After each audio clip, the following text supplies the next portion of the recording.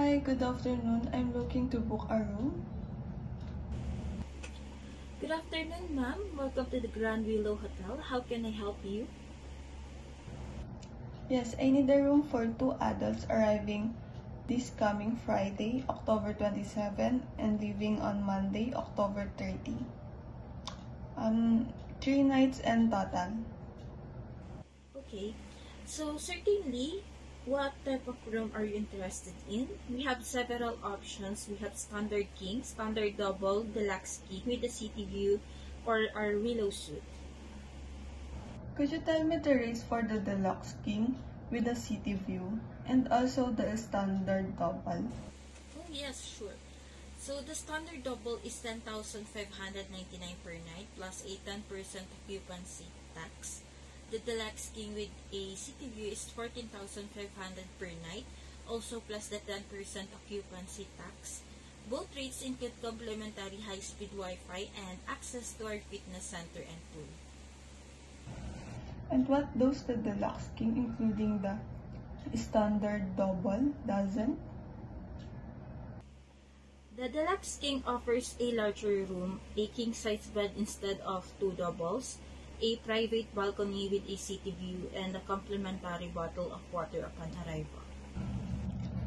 Okay, I think I will go with the deluxe king. What are the check-in and check-out times? Check-in is from 3 p.m. onwards and check-out is by 11 a.m. We can accommodate early check-in or late check-out request depending on availability, but there might be a small additional charge. Okay, good to know. And just to confirm the price, including the Wi-Fi and the access to the pool, and also the gym. Yes, ma'am. Everything you mentioned is included in the rate. Do you have a preference for a high floor?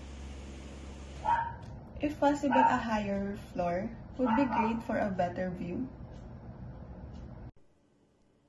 Excellent. Let's make this reservation for you. May I have your name and contact information, please?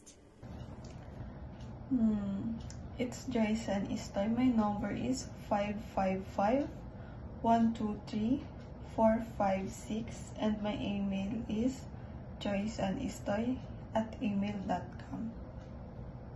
Thank you, Miss Joyce. Let me just confirm your booking. It is Deluxe King Room, 2 adults on October 27 to 30th.